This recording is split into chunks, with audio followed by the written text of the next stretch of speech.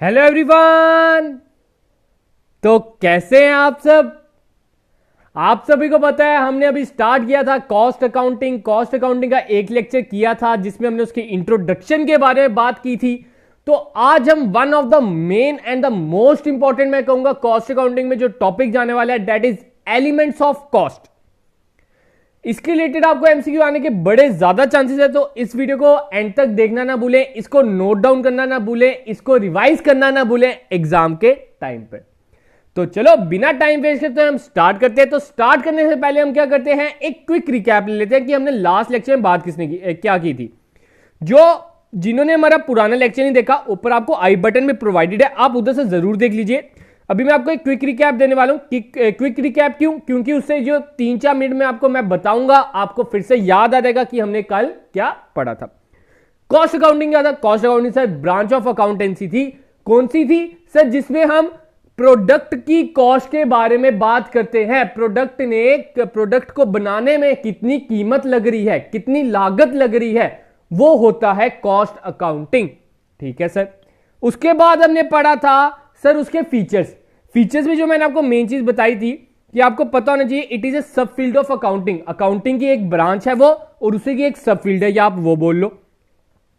Next हमने बात की थी it provides data for decision making. ठीक है, ये आपको चाहिए for making standards and budget बनाने में ये मदद करती है। आप क्या करते हो, अपने पिछली परफॉर्मेंस देखते हो कॉस्ट अकाउंटिंग के जरिए और अपने लिए कुछ प्री डिटरमाइंड गोल सेट करते हो, उसे हम कहेंगे बजट। हम बजट बना के रखते हैं कि हमने अब अपनी कॉस्ट थोड़ी सी कम करनी है। मेन मकसद क्या है कॉस्ट अकाउंटिंग का? To minimize the cost without change the quality. Quality को चेंज नहीं करना, क्वालिटी वैसे की वैसी ही रहने देनी है। फिर बात हमने की थी it records income and expenditure relating to the production of goods and services. वो सिर्फ और सिर्फ उन्हीं इनकम और एक्सपेंडिचर को रिकॉर्ड करता है जो प्रोडक्ट को बनाने में, प्रोड्यूस करने में काम आए हैं। नेक्स्ट था इट इज कंसर्न विद। मैंने आपको बताया था पूरा का पूरा बोल्ड किया हुआ मैंने। किस से कंसर्न है वो? सर कॉस्ट असरटेनमेंट में। असरटेनमेंट क्या होता है? कॉस्ट का पता लगाना। कॉस्ट प्रेजेंटेशन में, कॉस्ट को भी हम प्रेजेंट करेंगे नेक्स्ट वीडियो में, उसमें हम कॉस्ट शीट बनाना सीखेंगे। ठीक है। नेक्स्ट सर कॉस्ट को कंट्रोल करने में। कॉस्ट को कैसे कंट्रोल किया जाए, क्योंकि अब कंपटीटर्स भी आजकल बड़े होते हैं। आपको पता है कंपटीशन बड़ा है मार्केट में। बिजनेस अगर आप करने जाओ, आपको देखना पड़ता है कि मेरे जो कंपटीटर है वो प्रोडक्ट इतने का बेच रहा है, आप उससे ज्यादा का नहीं बेच सकते हो, नहीं तो आपकी डिमांड कम रहेगी। नेक्स्ट आपका रहता है कॉस्ट रिडक्शन। ठीक है, नेक्स्ट आपका क्या रहता है? Cost reduction. हमने कीमत कैसे कम करें without compromising with the quality. Next आपका है provides costing data that helps in fixing the price of good. अब आप इधर कॉस्ट से ही तो पता करोगे कि मेरी लागत कितनी लग रही है, मेरी कीमत कितनी लग रही है। अगर मेरी चीज कोई बन रही है 8 रुपए की, तो मुझे लगेगा कि हाँ मैं 10 रुपए का बेच देता हूं, तब जाके मुझे 2 रुपए का प्रॉफिट होगा। आप ऐसे ही सपना थोड़ी आएगा रात को हमें कि सर आप 10 का सामान बेचिए आपको प्रॉफिट हो जाएगा। क्या पता हमें 20 का सामान पड़ रहा हो घर पे, है ना। तो उसके लिए हम क्या करते हैं? कॉस्ट अकाउंटिंग करते हैं। कॉस्ट अकाउंटिंग से हम पता करते हैं कि हमें कितनी कीमत लग रही है। आगे हमने पढ़ा था, मैंने आपको बताया था, ये 3 आइटम भी आपके लिए बहुत इंपॉर्टेंट है। आप सभी को पता होना चाहिए what is cost, what is costing, what is a cost accountancy. Sir cost is a expenditure इंकर टू ए प्रोसीजर। मतलब कॉस्ट क्या? कीमत, कितनी कीमत लगी।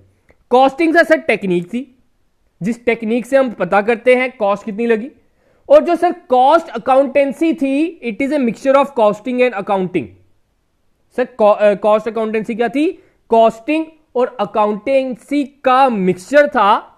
It is an science and art, आप कह सकते हो। जो हमने पिछली अकाउंटिंग की, कौन सी अकाउंटिंग की? फाइनेंशियल अकाउंटिंग की।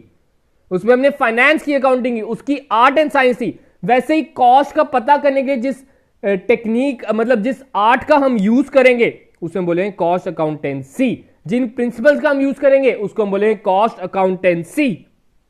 ठीक है।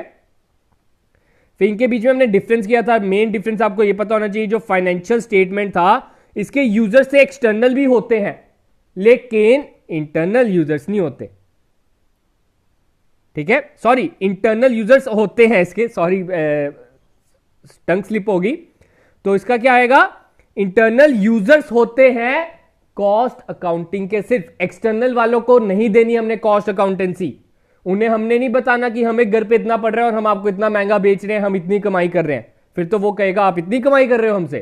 ठीक है, ये मेन इसके थे। फिर ऑब्जेक्टिव हमने पढ़ा था, कॉस्ट पर यूनिट पता करना है, बजट बनाने के काम आता है, डिसीजन मेकिंग में काम आता है, प्रिवेंट एरर एंड फ्रॉड के काम आता है। ठीक है, ये सब कुछ इसके ऑब्जेक्टिव थे। तो अब हमने पढ़ना है एलिमेंट्स ऑफ कॉस्ट। क्या है एलिमेंट्स ऑफ कॉस्ट? ठीक है, एलिमेंट ऑफ कॉस्ट पढ़ने से पहले हमारी लास्ट वीडियो में कुछ टॉपिक रह गया था, एडवांटेजेस एंड लिमिटेशंस, ये भी पढ़ लेते हैं, कुछ पता नहीं एग्जाम में आ जाए। क्या है एडवांटेजेस ऑफ अकाउंटेंसी, मतलब कॉस्ट अकाउंटिंग? अकाउंटिंग नहीं है, कॉस्ट अकाउंटिंग है। अभी ऊपर से ही बन गए सारे पॉइंट, इसलिए मैंने इन्हें डिफाइन नहीं किया। मेजरिंग एंड इंप्रूविंग एफिशिएंसी, इससे क्या होगा, आपकी जो एफिशिएंसी है उसको मेजर किया जाएगा और इंप्रूव किया जाएगा। आइडेंटिफिकेशन ऑफ अनप्रॉफिटेबल एक्टिविटीज, जो अनप्रॉफिटेबल एक्टिविटीज है उसके बारे में पता चलेगा। ये एडवांटेज है कॉस्ट अकाउंटिंग की। ऐसा हो सकता है कि आप कोई प्रोडक्ट बना रहे हो, उसमें कुछ ऐसी चीज है जो आपके किसी काम की नहीं है, ऐसे ही वो बस खर्चा बढ़ा रही है, तो उस अनप्रॉफिटेबल एक्टिविटी के बारे में आपको पता चल जाएगा और उसे आप विड्रॉ कर लोगे, उसे आप निकाल लोगे और आप अपना एक्सपेंस कम कर लोगे। प्राइस फिक्सिंग में मदद करती है, प्राइस रिड्यूस में कम करती है, कंट्रोल ओवर स्टॉक, स्टॉक के ऊपर कंट्रोल मदद करती है। मतलब कि यह नहीं हो जाए कि आप अपनी दुकान पे बड़ा ज्यादा स्टॉक रख रहे हो। ठीक है, एक लेवल होता है जिस लेवल पे पहुंचने पर आपने ऑर्डर करोगे तो ज्यादा फायदेमंद रहेगा। क्या होता है, देखो आपकी दिन की बिकती है 100 आइटम्स, 100 यूनिट्स। हम शर्ट के व्यापारी हैं, मैंने आपको पिछली वीडियो में बताया था। लेकिन हमने अपनी दुकान पे एट ए टाइम, अभी मेरी दुकान पे स्टॉक पड़ा है 10,000 यूनिट का, दिन की 100 बिकती हैं। ये 10,000 यूनिट बेचने में मुझे 100 दिन लग जाएंगे। मैंने इस हिसाब से स्टॉक रखना है कि इकोनॉमी बनी रहे, मतलब जो मेरा पैसा है वो अंदर दबा ना रहे। मेरी दुकान के अंदर ये तो 10,000 दबा ही हुआ है, इतना ज्यादा भी स्टॉक नहीं रखना। तो उसमें भी हमें मदद ये करता है कि how to control your stock.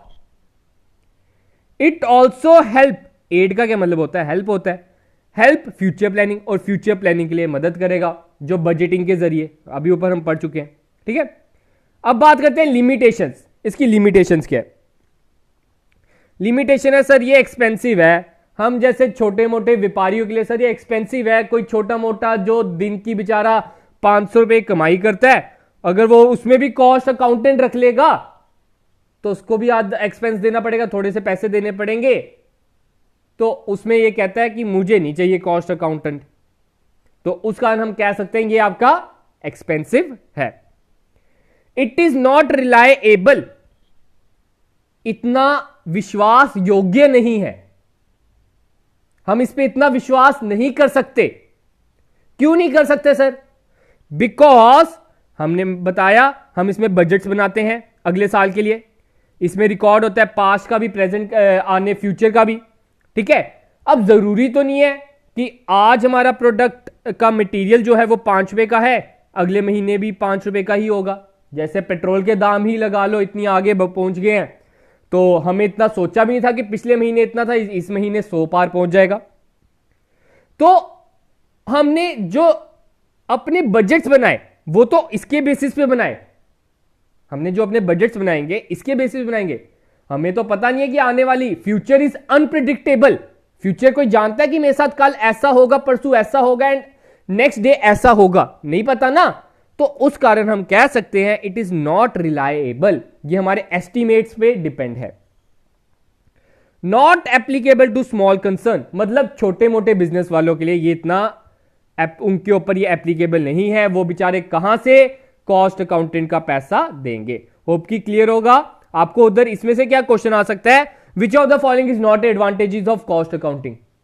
उधर आपकी मेंटल एबिलिटी देखी जाएगी कि आप कैसे आंसर दे पाते हो। जरूरी नहीं है कि जो मैंने इधर पॉइंट लिखे हैं वही ऑप्शन दिए होंगे, इसको वो तोड़ मरोड़ के कोई भी ऑप्शन दे सकते हैं। उधर आपको खुद देखना पड़ेगा कि कौन सा इसमें एडवांटेज नहीं है। मैंने आपको बता दिया कॉस्ट अकाउंटेंट का काम क्या है, उसका मेन मकसद क्या है, वो क्या चीज रहती है, उसका टेक्निकल वर्क है, ठीक है। As compare to financial statement, जो फाइनेंशियल अकाउंटेंट होता है उसका काम है सिर्फ चेपना, लिखना, वो लिखते रहता है। हम देखा वो जर्नल बनाता है, वो लेजर बनाता है, लेजर के बाद आपका ट्रायल बैलेंस बनाएगा, ट्रायल बैलेंस के बाद आपका फाइनेंशियल स्टेटमेंट बनाएगा।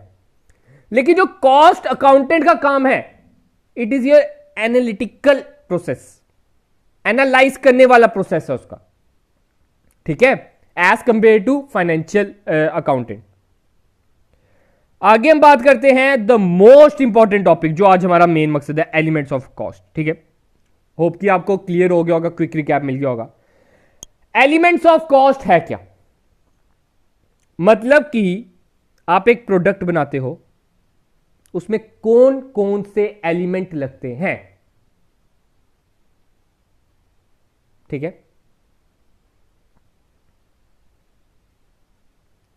तो कौन कौन से चीजें लगती हैं जब आप एक कॉस्ट को कैलकुलेट कर रहे हो। देखो हमने क्या एग्जांपल ली थी लास्ट वीडियो में, मैंने आपको बता दिया था इस सीरीज में हम एक शर्ट मैन्युफैक्चर बनेंगे, एक शर्ट बनाने वाले बनेंगे। अब मैं आपसे पूछूं शर्ट किस चीज की बनती है, मैंने क्या पूछा, शर्ट किस चीज की बनती है, तो वो क्या होता है उसका, किस चीज की बनती है, मतलब क्या हो गया, मटेरियल किसकी बनती है, सर क्लॉथ की बनती है। तो मटेरियल क्या हुआ इसका, क्लॉथ। अब ऐसा तो नहीं है कि हमने शर्ट को मशीन में डाला और बाहर निकल गया, हमारे देश के मंत्रियों की तरह कि हम मशीन में आलू डालेंगे तो सोना निकलेगा, ऐसा तो नहीं है ना। उसमें क्या है, कुछ लेबर भी लगेगी, कुछ लेबर लगेगी। चाहे आजकल मशीन पे सब कुछ काम होता है, लेकिन मशीन को चलाने के लिए कोई लेबर भी तो चाहिए, उसका भी तो खर्चा हम इसमें इंक्लूड करेंगे। तो साथ में एक मटेरियल तो लगेगा, साथ में लेबर भी लगेगी। लेबर के बाद कुछ और भी खर्चे लगेंगे, कुछ और भी खर्चे, जैसे एक मटेरियल का तो खर्चा अलग रहा, लेकिन कुछ ऐसे खर्चे जो इसको बनाने में लगे होंगे। जैसे कि हम एक शर्ट के व्यापारी हैं, हम एक शर्ट के व्यापारी हैं, शर्ट मैन्युफैक्चर करते हैं, शर्ट के ऊपर अच्छे अच्छे डिजाइन भी तो बनाने हैं, तो डिजाइन बनाने वाले का भी तो खर्चा होता है। आपको पता है आजकल डिजाइन भी आप करते हो तो वो भी लाखों करोड़ों का बिकता है एक डिजाइन, कि ऐसा डिजाइन मेरा, ये कॉपीराइट है तो ये डिजाइन आप यूज नहीं कर सकते हो, तो वो भी तो खर्चा हम उसमें इंक्लूड करेंगे। तो इधर से ही हमें पता चलता है एलिमेंट्स ऑफ कॉस्ट क्या है, material plus labour plus expense, ठीक है। उधर अगर आपको एमसीक्यू आ जाए, which of the following is not a element of cost, पहला ऑप्शन मटेरियल, दूसरा लेबर, तीसरा एक्सपेंस, चौथा none of this. Sir none of this, ये तीनों ही आपके एलिमेंट्स ऑफ कॉस्ट है, ये तीनों ही आपके एक प्रोडक्ट को बनाने में मेन काम करते हैं, मेन इन्हीं का खर्चा गिना जाता है जब आप कॉस्ट अकाउंटिंग करते हो। अब इनको फर्दर बांट दिया गया। सर ऐसा तो नहीं कीजिए, और कितना पढ़ाओगे, लेकिन पढ़ना तो पड़ेगा। तो मटेरियल को भी दो चीजों में बांटा है, that is direct material, indirect material. Labour को भी दो हिस्सों में बांटा है, डायरेक्ट एंड इनडायरेक्ट। एक्सपेंस को भी दो हिस्सों में बांटा है, डायरेक्ट और इनडायरेक्ट। मटेरियल को भी दो में, डायरेक्ट इनडायरेक्ट। लेबर को भी दो में, डायरेक्ट इनडायरेक्ट। एक्सपेंस को भी दो में, डायरेक्ट इनडायरेक्ट।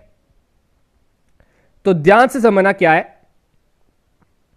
मटेरियल में एक आता है डायरेक्ट मटेरियल, एक होता है इनडायरेक्ट मटेरियल। अब इसको भूल जाओ, जिस पे मैं जो पढ़ा रहा हूं वो देखो। मटेरियल में आ गया डायरेक्ट और इनडायरेक्ट मटेरियल। डायरेक्ट मटेरियल वो होता है जो आपको देखने में ही पता चल रहा है ये यूज हुई है, जैसे कि शर्ट में आपको दिख रहा है कपड़े की बनी है, तो डायरेक्ट मटेरियल आपका आ जाएगा क्लॉथ। लेकिन उसमें ऐसा भी तो है, और कोई मटेरियल भी तो यूज हुआ है, लेकिन वो दिख नहीं रहा, प्रॉपरली दिख नहीं रहा। For example thread, for example sir वो बटन, बटन भी लगे होते हैं। फॉर एग्जाम्पल सर ब्रोच भी लगा हो, क्या पता, आजकल नए नए बड़ी चीजें जो मर्जी लगा लो। वो आपका आ गया इनडायरेक्ट मटेरियल। डायरेक्ट मटेरियल हो गया जो ज्यादा क्वांटिटी, ऐसे याद रखिए, जो ज्यादा क्वांटिटी का लगा हुआ है, जिस चीज का वो मेन चीज जो बनी हुई है, जिस चीज का वो, उसको हम बोलेंगे डायरेक्ट मटेरियल। अब अगर मैं बात करता हूं टेबल, आपसे तो एमसीक्यू पूछा जा सकता है, which is the direct material for a table. Table के लिए डायरेक्ट मटेरियल क्या है? हमारे दिमाग में आएगा maximum of the table are made up of wood. अब ये नहीं बोलना सर आजकल वो चल रहे हैं, ट्रेंडिंग चल रहे हैं कि शीशे के चल रहे हैं, लेकिन टेबल वर्ड से हमें वुड ही याद आता है, शीशा आजकल चल रहा है वो भूल जाओ। तो डायरेक्ट मटेरियल क्या आ गया टेबल के लिए? वुड। अगर इनडायरेक्ट मटेरियल की बात करूं टेबल के लिए, आपको तो एमसीक्यू पूछा जा सकता है, सर उसमें आ जाता है इनडायरेक्ट मटेरियल में नेल्स। नेल्स मतलब नाखून नहीं, आपके किल। किल यूज होते हैं टेबल बनाने में, सर नेल्स यूज हुए, सर फेविकोल भी हुई होगी यूज। तो ये आपका आ गया इनडायरेक्ट मटेरियल। होप की मटेरियल क्लियर होगा। आगे बात करते हैं अब लेबर की। लेबर भी अब आपकी दो तरह की आ गई, डायरेक्ट लेबर और इनडायरेक्ट लेबर। डायरेक्ट लेबर और इनडायरेक्ट लेबर। डायरेक्ट लेबर वो लेबर है जो डायरेक्टली प्रोडक्शन में लगी है, मतलब प्रोड्यूस करने में। मतलब कि the labours who are engaged for production, who are engaged for production, जो ये प्रोड्यूस कर रहे हैं, जो ये शर्ट सील रहे हैं, उन्हें हम बोलेंगे डायरेक्ट लेबर। लेकिन कुछ ऐसे भी लेबर होती है जो डायरेक्टली हमें प्रोड्यूस करने में मदद नहीं कर रही, लेकिन बाकी काम में मदद कर रही है। फॉर एग्जाम्पल, आजकल क्या होता है, जो बड़ी बड़ी कंपनीज होती है ना, तो उधर एक मालिक जो है वो अकेले तो इस लेबर पे ध्यान नहीं रख सकता, उसको और भी बड़े काम होते हैं। जो बड़ी बड़ी कंपनी की बात करो तो उधर क्या होते हैं, इंस्पेक्टर्स आप कह सकते हो, आप कह सकते हो supervisor, the most appropriate word कह सकता हूं सुपरवाइजर। सुपरवाइजर वो दोनों ने लगाए होते हैं कि आप इस पे ध्यान रखोगे, तो सुपरवाइजर फ्री का थोड़ी ध्यान रखता है, वो भी पैसे लेता है। लेकिन क्या सुपरवाइजर ने प्रोडक्शन में मदद की? नहीं सर। तो सुपरवाइजर की सैलरी किस में आएगी? इनडायरेक्ट। लेबर की सैलरी किस में आएगी? डायरेक्ट। इंस्पेक्टर, हमने उधर ना इंस्पेक्टर भी लगाए होते हैं ध्यान रखने के लिए, ठीक है, वो भी आप सुपरवाइजर टाइप ही लगा सकते हो, तो वो भी क्या आएगा? इनडायरेक्ट। ये आप लिख लो साथ साथ, इनडायरेक्ट में कौन कौन से आते हैं। इनडायरेक्ट में आपके आगे सुपरवाइजर, इंस्पेक्टर, इनका काम डायरेक्ट लेबर में नहीं है, ये हमारी प्रोडक्शन में मदद नहीं करते हैं, तो उस कारण हम इन्हें इनडायरेक्ट में डालते हैं। अब आगे हम बात करते हैं एक्सपेंसेस की। एक्सपेंसेस को भी किस हिस्सों में, कौन से हिस्सों में बांटा है? दो में। कौन कौन से? डायरेक्ट और इनडायरेक्ट। अब डायरेक्ट एक्सपेंस कौन कौन से हो गए इसमें? अभी हम शर्ट मैन्युफैक्चर हैं, तो हम कह सकते हैं, मैंने कोई ब्रांड नेम ले लिया किसी का, फॉर एग्जाम्पल मैंने ब्रांड नेम ले लिया रीबॉक। अब उनका मुझे रॉयल्टी देनी पे करनी पड़ेगी, उनके नाम की मैं शर्ट यूज कर रहा हूं, ठीक है, उन्हें पैसे देने पड़ेंगे ना। तो वो जो खर्चा है उसे मैं डालूंगा डायरेक्ट में, रॉयल्टी का खर्चा, ठीक है, लिख लो। एक्सपेंस में आ गया एक रॉयल्टी का खर्चा, एक आपका maintenance of machine, maintenance of machine का खर्चा, मशीन को मेंटेन करने का, मशीन को ऑयलिंग करने का। मशीन खराब भी तो होती है, मशीन ऐसे नहीं चलती, मशीन के भी बड़े खर्चे होते हैं। मशीन आप खरीद तो लेते हो लेकिन खराब बड़ी होती है, तो उसका भी खर्चा हम डालेंगे। ये थोड़ी है कि मैं अपनी पॉकेट से डालूंगा मशीन का खर्चा, वो भी मैं कस्टमर से ही निकालने की कोशिश करूंगा, ठीक है। फिर आती है इनडायरेक्ट एक्सपेंस। इनडायरेक्ट एक्सपेंस में आप क्या कह सकते हो, क्या आ सकता है इनडायरेक्ट एक्सपेंस में, जो इसमें मदद नहीं कर रही, ठीक है, प्रोडक्शन में मदद नहीं कर रही। अब आप इनडायरेक्ट में डाल सकते हो, sir rent of factory, factory का रेंट, वो प्रोडक्शन में चाहे मदद नहीं कर रही लेकिन खर्चा तो है ना, वो भी तो हमने कस्टमर से ही लेना है, तो वो हम इसमें डाल सकते हैं इंडायरेक्ट में। ठीक है, इंडायरेक्ट में हम लाइटनिंग का खर्चा डाल सकते हैं। क्या दिख रही है हमें लाइट उसमें? इसमें लाइट लगी होगी। ये जो हमारी शर्ट हमने बनाई है, हमने ये शर्ट जो खरीदी है, तो इसमें लाइटनिंग का खर्चा भी इन्होंने जोड़ा है, वो दिखता तो नहीं है ना। तो इधर से हमें पता चलता है जो एलिमेंट्स ऑफ कॉस्ट है 3 है, मटेरियल, लेबर और एक्सपेंस। आप कह सकते हो material plus labour plus expense. जो भी खर्चा मटेरियल और लेबर में नहीं आएगा वो खर्चा आपने एक्सपेंस में डाल देना है। अब बड़े से स्टूडेंट को ये डाउट रहेगा, सर एक्सपेंस में कौन से डालें? जो भी मटेरियल और लेबर में नहीं आएगा वो आप एक्सपेंस में डाल दो। इतना क्लियर है? अब इसको और बाइफरकेट कर दिया गया, और बांट दिया गया है बेचारे को। क्या है बांटा है? जितने भी इनडायरेक्ट हैं, indirect material, indirect labour, indirect expense, इन तीनों को नाम दिया गया कॉमन ओवरहेड। मतलब कि indirect labour plus indirect material plus indirect expenses is equal to overhead. अब ये जो ओवरहेड है, ये जो नाम इन्होंने कॉमन नेम दे दिया इनका प्लस को, ये जो ओवरहेड है इसको भी डिफरेंट डिफरेंट कैटेगरीज में बांटा। That is factory overhead, office overhead, selling and distribution overhead. मतलब कि ये जो 3 खर्चे हैं, indirect material, indirect labour, indirect expense, ये फैक्ट्री लेवल पे भी होते हैं, ऑफिस लेवल पे भी होते हैं, सेलिंग एंड डिस्ट्रीब्यूशन लेवल पर भी होते हैं। लेकिन ये जो 3 बच गए, that is direct material, direct labour, direct expense, ये सिर्फ और सिर्फ फैक्ट्री लेवल पर होते हैं।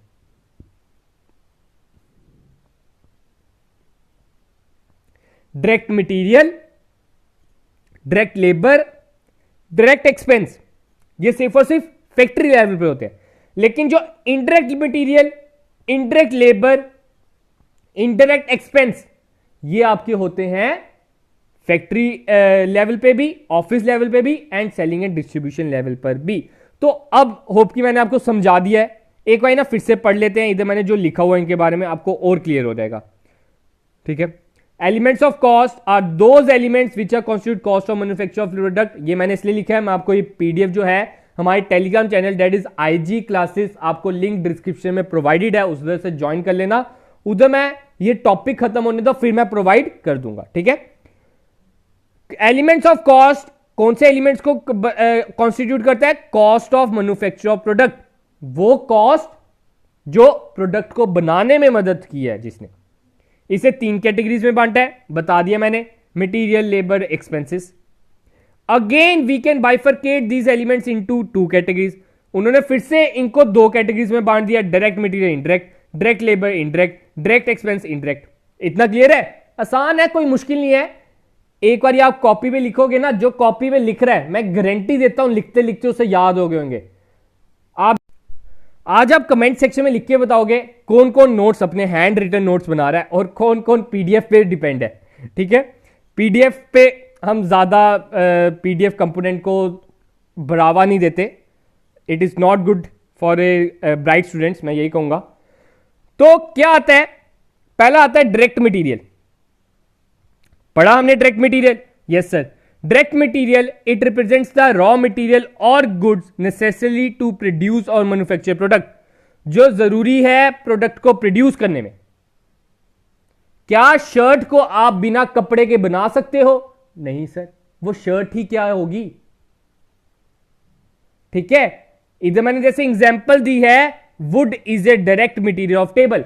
मैंने बड़ी इजी लैंग्वेज में लिखी है ताकि जब आप ये नोट्स पढ़ोगे आपको खुद याद हो जाए, आपको याद आ जाए एग्जाम के टाइम पे, मुझे वीडियो देखने की जरूरत नहीं पड़े, आपको मैं इस हिसाब से लिख के दिए। नेक्स्ट है indirect material which is not directly identifiable, जिसे आप डायरेक्टली नहीं पहचान सकते हो। आपके सामने शर्ट पड़ी है, क्या आप कहते हो कि इसमें थ्रेड लगा है? लगा तो होता है लेकिन हमें बस दिख नहीं रहा होता थ्रेड। ठीक है, जो डायरेक्टली आइडेंटिफाइबल नहीं है। जैसे कि मैंने एग्जांपल दिए टेबल की, नेल्स, किल। नेल्स क्या होते हैं? किल। क्या टेबल पे किल लगे हैं आपको दिखता है? हम तो यही कहते हैं कि ये बना है लकड़ी का, दैट इज वुड का। तो इनडायरेक्ट कौन सा है? जो हम आइडेंटिफाई नहीं कर सकते। Direct labour, it refers to the amount which pay to the workers who are directly engage in the production of goods. जो गुड्स की प्रोडक्शन में डायरेक्टली एंगेज है। ठीक है, अभी मैंने बता दिया जो लेबर बनाने में मदद कर रही है। और इनडायरेक्ट में कौन से आगे? जो इनडायरेक्टली एंगेज है, जैसे कि सुपरिटेंडेंट, सुपरवाइजर, ठीक है, इंस्पेक्टर, आप कह सकते हो वॉचमैन। ठीक है, क्या ये वॉचमैन हमें मदद कर रहा है प्रोड्यूस करने में? नहीं, वो तो सिर्फ रखवाली कर रहा है। अगला आता है डायरेक्ट एक्सपेंस।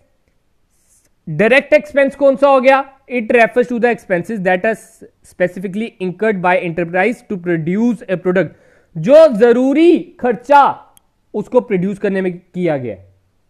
हमने शर्ट बनाने के लिए कपड़े का तो इस्तेमाल किया है, लेकिन साथ में अगर उसके ऊपर हमने डिजाइन बनाना है, उसके ऊपर हमने कोई रॉयल्टी पे की है, उसके ऊपर हमने कोई एक्साइज ड्यूटी पे की है, या हमने उसके ऊपर कोई भी और खर्चा की है, ठीक है, उसे हम बोलेंगे डायरेक्ट एक्सपेंस।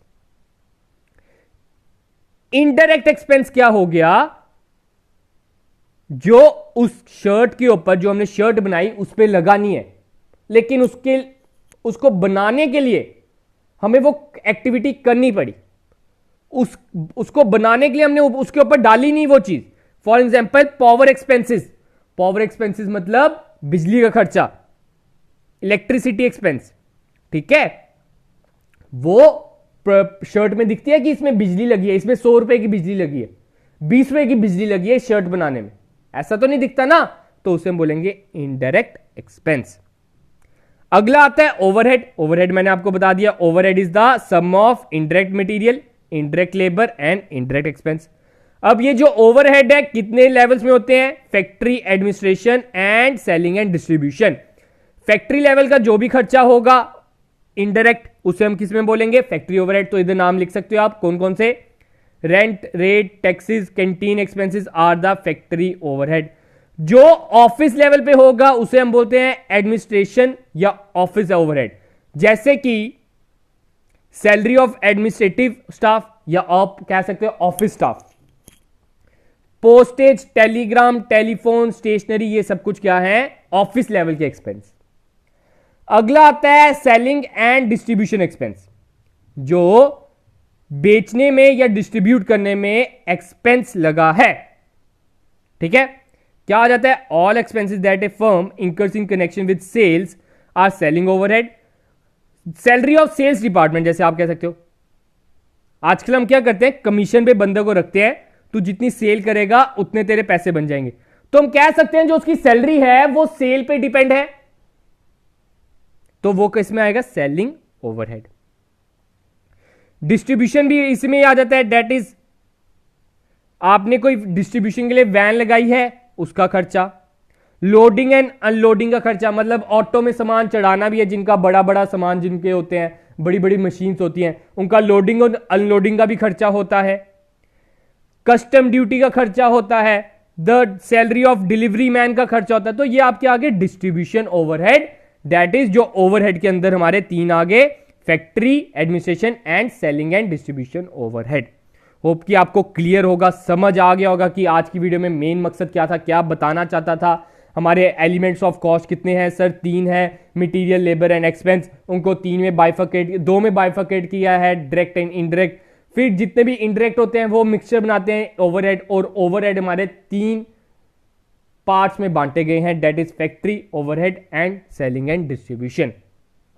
होप कि क्लियर होगा। नेक्स्ट वीडियो में हम बात करेंगे कॉस्ट शीट की, the most important, another important topic मैं कहूंगा जो आपको एग्जाम में आ सकता है। इसके रिलेटेड आपको मैं कह सकता हूं, इसके रिलेटेड आपको प्रैक्टिकल क्वेश्चन भी आ सकता है, तो इसके ऊपर हम एक प्रैक्टिकल क्वेश्चन भी करेंगे। तो उससे पहले आपको इसकी प्रॉपर नॉलेज होनी चाहिए, कौन कौन से एलिमेंट्स ऑफ कॉस्ट हैं, उसी के बाद आपको कॉस्ट ऑफ शीट के बारे में समझ आएगी। अब आपने कमेंट सेक्शन में एक क्वेश्चन देता हूं आपके लिए, टास्क देता हूं, आपने इसका आंसर लिखना है। क्या है? Which is the direct material, which is the direct material for manufacturing a car, CAR, गाड़ी। गाड़ी बनाने के लिए आपका डायरेक्ट मटेरियल क्या है वो आपने कमेंट सेक्शन में लिखना है, क्योंकि मैंने आपको बताया था कम्युनिकेशन 2 वे होनी चाहिए। अगर मैं आपको पढ़ा रहा हूं, आपकी ओर से भी कुछ रिस्पांस जरूर मिलना चाहिए, तभी पढ़ाने का भी मजा आता है। होप कि आपको आज का लेक्चर अब अच्छा लगा होगा। थोड़ा सा मैं कहूंगा, आपको पता है ये ग्रेजुएशन बेस्ड है, थोड़ा सा आपको लग रहा होगा मुश्किल, लेकिन इतना भी मुश्किल नहीं है। जो आप नोट्स बनाओगे आपको अपने आप सब कुछ याद रहने रह जाएगा। तो गाइस आज के लिए हम अपनी वीडियो इतनी रखते हैं। होप कि आपको वीडियो अच्छी लगी होगी। अगर अच्छी लगी है तो लाइक करना ना भूलें, अपने दोस्तों के साथ शेयर करना ना भूलें, सबकी मदद करना ना भूलें। तो आज के लिए गाइस इतना ही। तो thank you guys, have a good day and enjoy your day.